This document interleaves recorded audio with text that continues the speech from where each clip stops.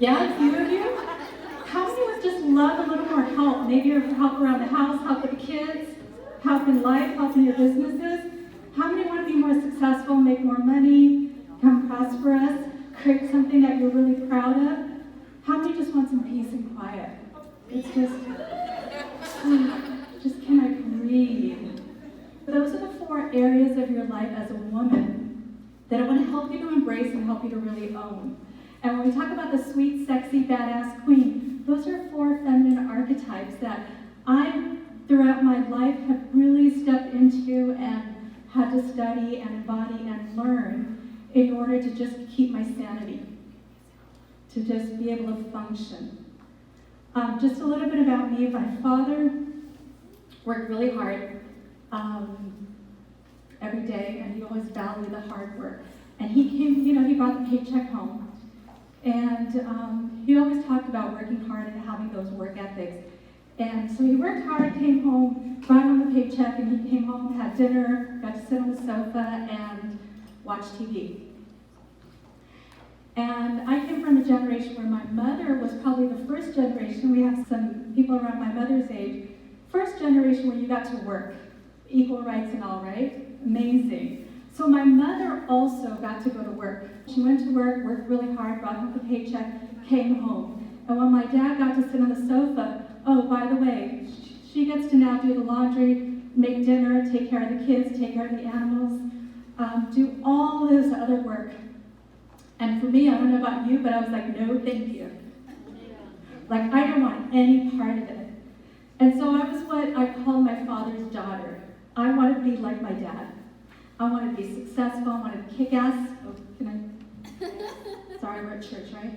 Kick bottom at work, bring home money, be successful, and just be a powerhouse of a woman. And I remember I got married. Was running a successful business. I remember my first fight with my husband. We had just come home from the honeymoon. And every day, the dishes kept piling up in the kitchen to the point where the sink was completely full and now the counter was full of dishes. And I was like, I am not doing dishes. I'm sorry. I am working. I'm running a business. I'm not going to do that motherly thing. I'm not taking care of you. And of course, he wasn't going to do the dishes. So needless to say, that marriage didn't last long. But I found myself competing with men and fighting men and wanting to show up for it, on that same level of them. I was very much a tomboy growing up, and I was like, anything for all the boys, because I had to hang out with my brothers, or anything you could do, I could do better. So I was constantly competing with the boys, and I didn't want any part of being a woman or being feminine, because I thought that just meant you got to do all the dirty work, and you got no credit. You got no credit. So I disrespected the feminine, and so I found myself alone. I was divorced, homeless, broke, exhausted, tired, because I was working so hard and was never refilling myself. Was never rejuvenating myself. I was burnt out. And so I had to figure out how do I do things differently? How do I live my life? Because my body just wasn't going to keep things going. And so I started to dive into, okay, what does it mean to be a woman? How can I still be successful, still make it out in the real world, and still be taken care of? Because as a woman, we're meant to be taken care of.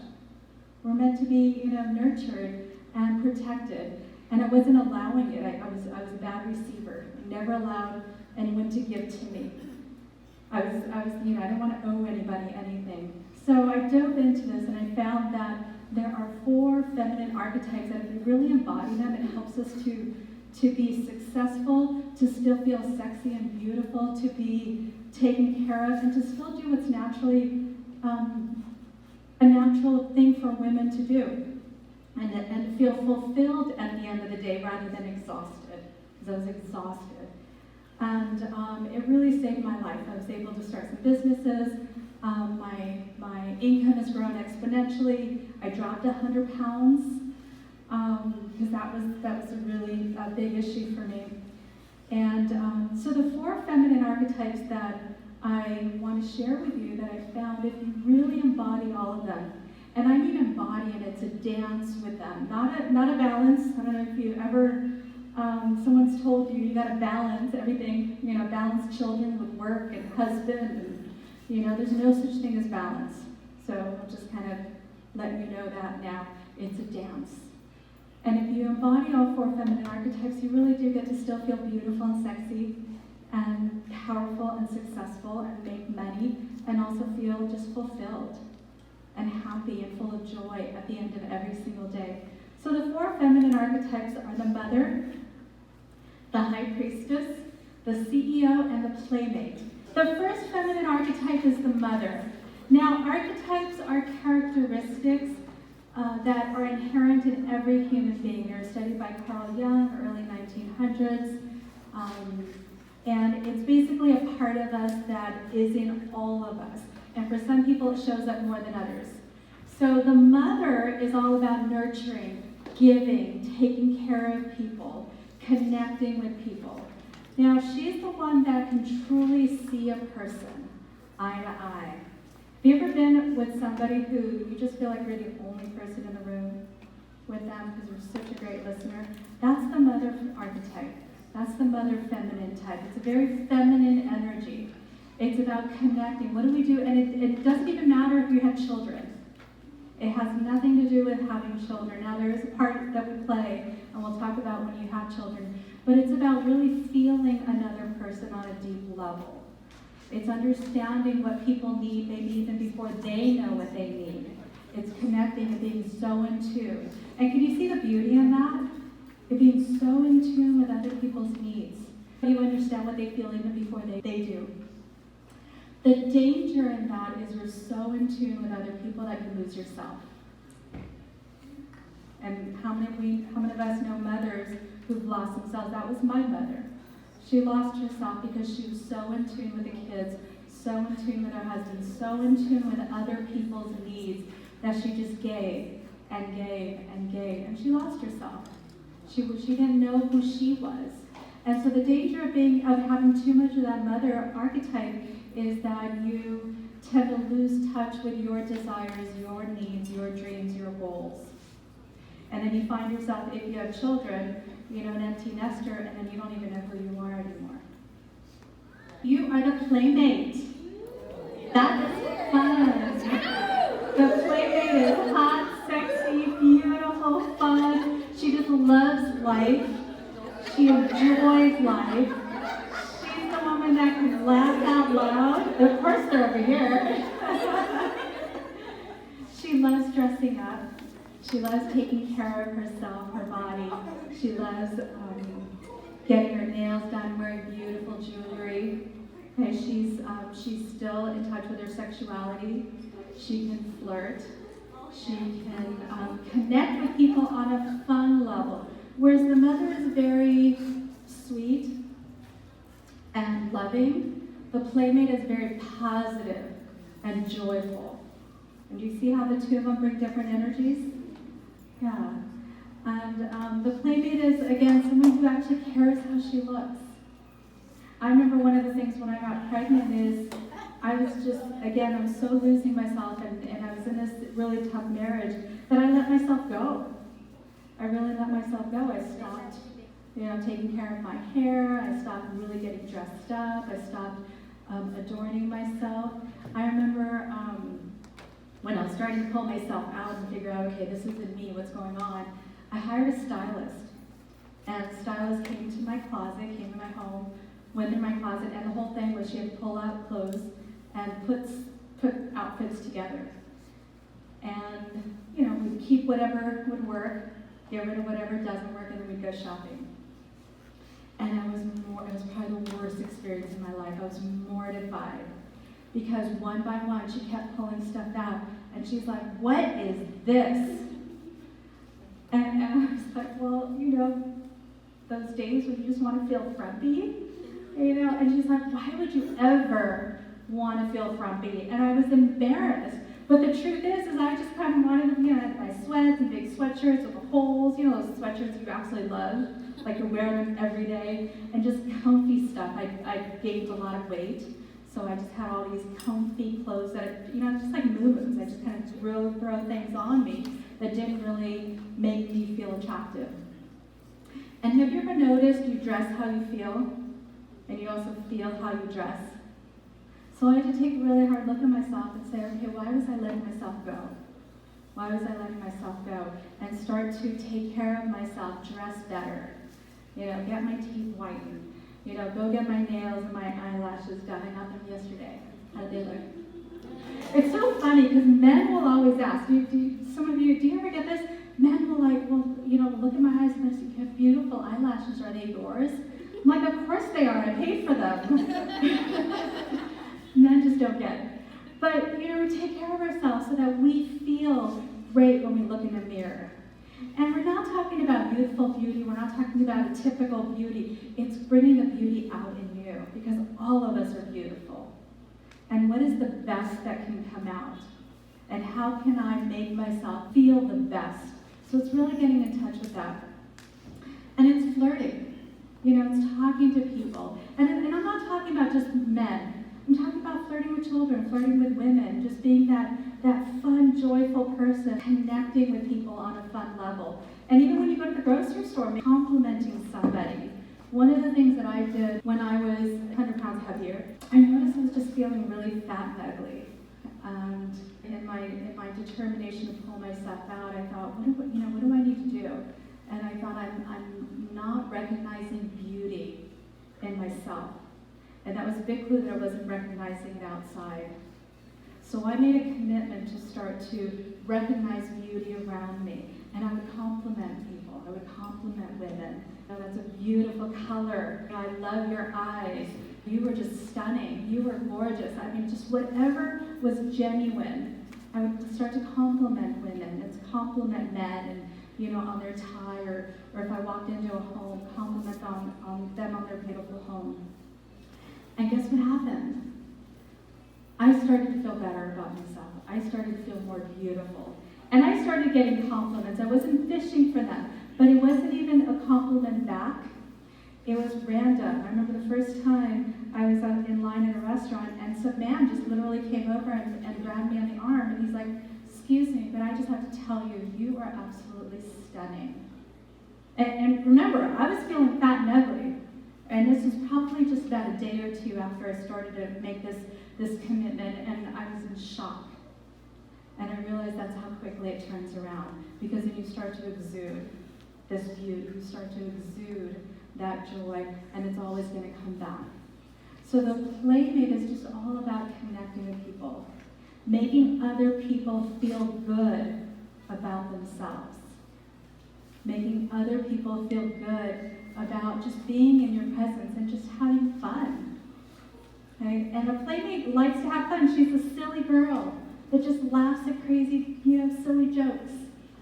How many of you know people who are just great Playmates?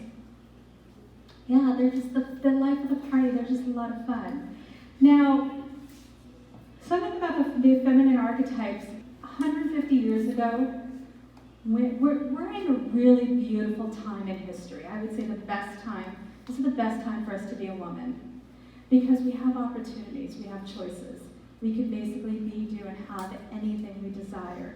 But nobody's ever really shown us how, because history changes. 150 years ago, women could only choose one archetype.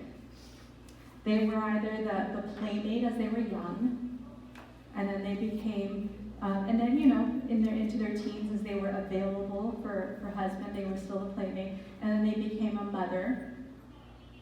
And then perhaps if they were running, something at the household, they became the CEO. But they can only choose one type to embody in their life. And on my mom's generation, she got to choose two.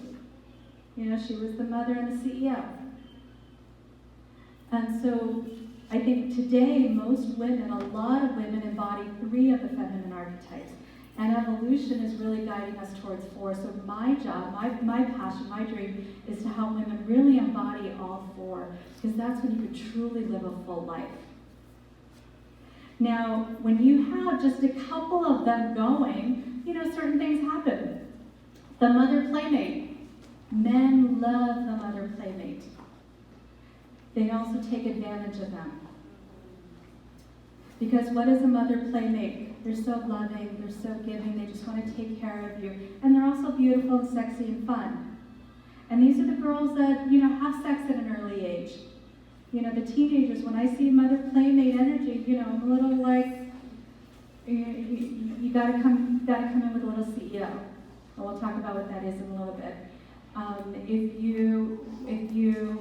When I started to play with my archetypes, I kind of fell into mother playmate. And I was taking advantage of, because I was so loving and giving to these men, and all they saw was, oh, I could take from her. And I started to attract narcissists. You guys know, anyone met a narcissist? Or they all just come to me? Oh, me too. Yes, okay. And men who just want to take from you because you're so understanding and so loving and so giving. So what you need is now the CEO. And the CEO is able to set boundaries. And she says, not on my watch. This is not going to happen.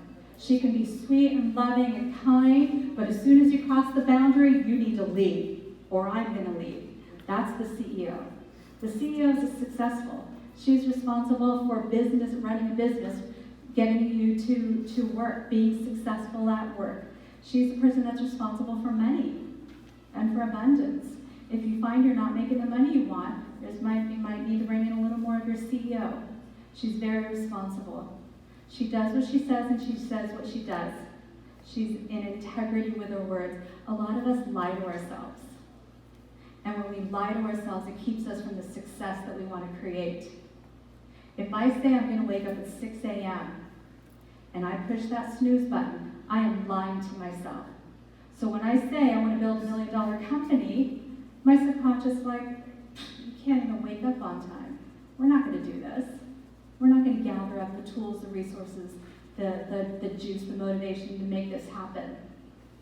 So the CEO doesn't lie to herself. If she says she's going to do something, she does it. If someone crosses a boundary, she stops them. If someone wants to take advantage of her, she doesn't allow it. And she comes in, again, the mother allows the CEO to set the boundaries in a sweet, loving way. We don't need to, come in with claws. The playmate CEO, when you're sexy and you're a badass, that's Cruella de Vil. Because she lacks the empathy. She lacks the empathy that a mother brings. How many have ever worked with a woman who was a bee? Yeah. So as someone who's all CEO, who's going to compete in a man's world or who's going to bulldoze through, comes across as harsh. And guess what? It doesn't work in the female body. We're not meant to be bees. I know we're in church. We're not meant to be. We're women. We're meant to be loving and giving. We are the loving, giving force of the planet. That's our role. And so to be hardcore is usually because of an imbalance. We've had to make up for something. So that CEO sets the boundaries, but she does it when it's appropriate. And she lets people know. Body language, she takes up more space. She takes up more space. She, if you ever need to set some boundaries and someone's not respecting you, do the I love your Superwoman pose. Superwoman pose. Take up more space. Stand up tall. If someone's not listening to you, not respecting you, the mother is very open and gentle. She doesn't have to overpower a room. And the playmate's just, hey, we're just gonna have fun. So we talk about body language. It is different for each feminine archetype. And again, it's a dance between all of these. When it's appropriate. If I'm going out with my husband or my boyfriend, I'm gonna be all playmate. But if I'm walking down a dark alley, I'm gonna walk and I'm gonna walk tall and strong, ready to kick some, if I need to. So you're able to turn it on and dance with it. And the final feminine archetype is the high priestess. She's the queen. She's the woman that walks in a room and lights up the room, and she doesn't have to say a word because just her aura emanates. She's the one that has the power from within. She's connected to higher source. She knows who she is inside, and she doesn't have to speak loudly to tell you who she is. She's the one that's very connected to her core. She's centered. It also allows her to be gentle and loving and understanding. She's also a lady. She doesn't curse. The CEO can curse. She doesn't curse. She has manners. She never talks ill about anybody. She doesn't gossip. She doesn't put people down. She lifts people up. She's the one that brings values to an organization. She holds the values in her children. She holds the values of her family. And she holds everyone to really high standards. She also has high standards for herself and expects other people to maintain those standards. And her posture is, again, what does a queen do? What are you all wearing? A tiara. Why do queens wear tiaras? Because it allows them to reach the heavens. They're closer to the heavens. That's the whole meaning of a tiara. That queen is closer to the heavens. And so I used to take ballet when I was young, and one of the things we did is a teacher would teach us is imagine there's a string that's at the top of your head and will be pulled up to the sky. So a queen always walks with her head up high. She doesn't slouch.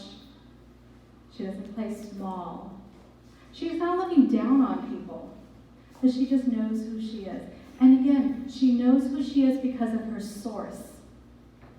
And if God is your source, beautiful. If the universe is your source, great. The queen, she knows who she is because she's the daughter of the king. That's why she is who she is. She doesn't have to prove herself. She doesn't have to fight for her rights. She doesn't have to fight for airtime. She doesn't have to struggle for anything. She just knows who she is. And the seas just part, and she just lights up her aura. And it just emanates from her. So she has that string or that tiara that makes her high, connected to the heavens. And her shoulders, just like she has wings. So what do we do with wings? You have your shoulders back. Or butterfly wings, angel wings, whatever you want to think about, however you want to think about it. She walks around with the angel wings and the butterfly wings, and her shoulders are back. And she walks queenly. So those are the four feminine archetypes. And again, something about the combination of the two. So if you have like the mother and the high priestess, you're just very loving and you're giving and you're so spiritual, because the high priestess is spiritual. You're probably unemployed. You know, I mean, seriously, you probably can't function in the world. If you're taken care of, wonderful. There's a dance between them, and what you want to do is really embody all four. And you embody all four at work, while parenting, in your relationships, in marriages where you can be playful and sexy and beautiful. So many times women get married and they let themselves go, or they're not having intimacy. Sorry, we have some of my younger kids. Intimacy at home with their husbands. And if you're not having intimate connections, then what are you doing being married? That's what you're there for. You're there to really give your body and give your soul and give your heart and connect on a deep level. It's like we go out with our friends or we go to work and we dress up. We got our business suit or whatever your work outfit is, and you look good. You've got makeup on because you're out working. And then you come home and you just throw on any, pajamas, t-shirt. And so it's almost like you're bringing the worst of yourself home. And we wouldn't want our husbands to do that. So why would we do that? We want to bring the best of us. So being able to wear something beautiful at home, even if it's just a cute little yoga pants and tank top that just, accentuates your body. It could be comfortable, but it could still be something that shows your femininity and shows your beauty. At work, if you're running a business, the CEO sets the boundaries, makes sure everybody's doing their job. The high priestess sets the vision. and the values of the company. And the mother makes sure that everybody there loves what they're doing, connects with their employees, is able to talk to one of their employees and say, hey, are you okay? I'm kind of sensing, you're a little off right now. And that person just feels cared about. And then the playmate just makes work a fun place to work. The mother also is very nurturing. And what's the biggest way to nurture? It's through our stomachs. So it's all about cooking. And I know some of you and I didn't want to cook forever. Finally learned to cook.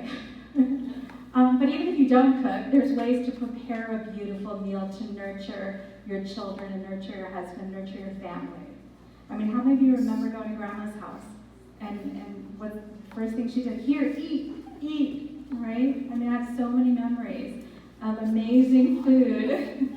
So to most of us growing up, food equals love. Food equals love. And so you always hear that one saying, the way to a man's heart is through his stomach. It's one way. It's true because it's very nurturing and very loving. And so being able to provide that to your family, even at work, when I had a big team of employees, every time there was a meeting, there had to be food. There was never a meeting where there wasn't food. And it was always just something that made people feel a little bit extra taken care of. A little extra taken care of, just a little bit extra. It's the younger generation that seems to be really, tough and strong, which is beautiful, and I love that. And that's one of the things that I coach women on is allow your girls to be strong, because there's too many people taking advantage of girls. And so be able to when I was young, I had been violated, and I couldn't say no, because that would be rude. How ridiculous is that? I didn't want to be mean, or be rude or disrespectful, yet I allowed myself to be violated. Because I wasn't taught that I could say no and I could stand up to myself. So I love that the younger generation is really allowing that CEO to really come forward. So I invite you to kind of balance it a little more with that centeredness. It's finding out who you are inside, so that you don't have to go through life fighting. Because a CEO, it's a tough gig. It's a tough gig. You're always fighting. And you're always struggling. And you're working really, really hard. And you can create a lot more success if you allow things to happen. And you come from an inner strength rather than that brute strength. Our physical bodies, even our mind, can't deal with that brute strength. That's a very masculine energy. So a couple of things that I wanted to invite you to do is the playmate is all about getting dressed up, and I love my necklace, Georgina, thank you so much. And it's about taking care of your body. Now, how many of you have ever gotten a brand new car, or maybe you just got your car detailed, and you're just so excited, you have this nice car, and all of a sudden you have new rules for the car, like no eating, or clean your shoes before you get in the car? Right? Why do we do that? Because we have this beautiful vehicle, and we just want it to stay clean and beautiful. Imagine moving into a mansion. Would you ever take all the crap from your old college dorm into this mansion? You would adorn it with beautiful art, beautiful furnishings, and beautiful rugs, and gorgeous things. So part of really embracing the playmate is having the beautiful jewelry. It really does make you feel kind of leveled up.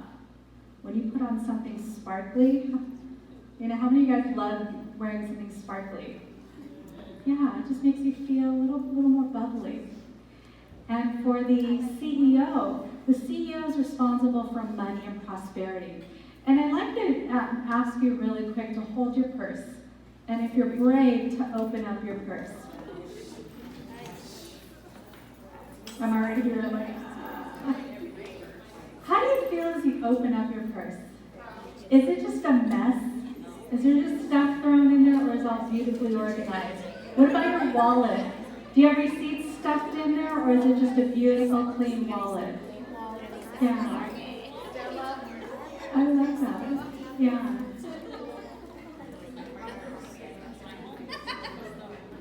If you have, the wallet is a symbol of money. and it contains your money, it contains your abundance. So we want to keep that clean and organized. Same thing with our purse, keeping it clean and organized.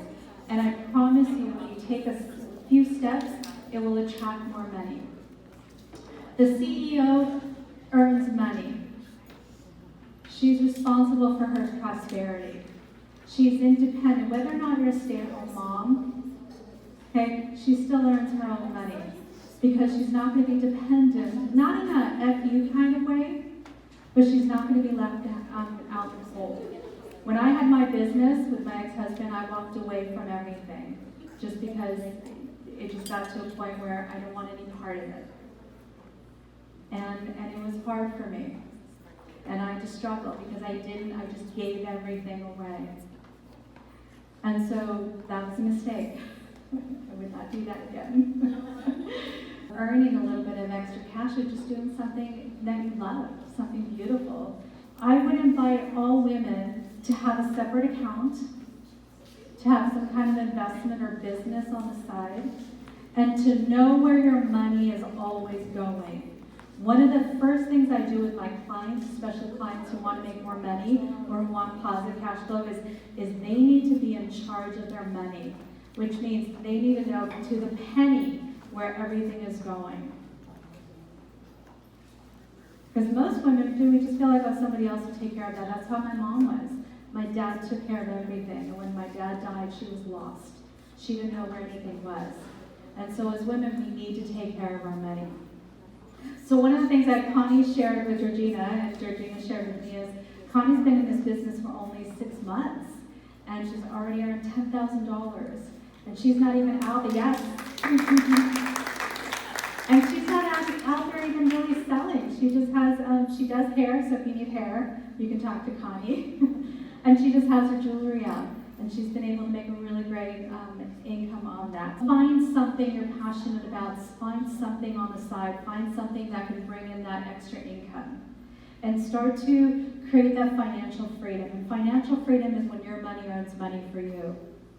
It's not when you have a high-paying job. I know a lot of millionaires who are working for those $1 million and they're still living paycheck to paycheck. It's when your money starts making money for you is when you're financially free. And so that's the CEO. And again, the high priestess makes sure she's not out there just hustling, meanwhile she's getting exhausted and she's going to kill herself before she enjoys it. So there's that dance. There's that dance. And my passion and my drive in doing this is really allowing women to step into their power, step into their beauty, step into their grace, and step into their joy so they can live a full life and not sacrifice, not give up, and just really enjoy life to its fullest. So thank you very much.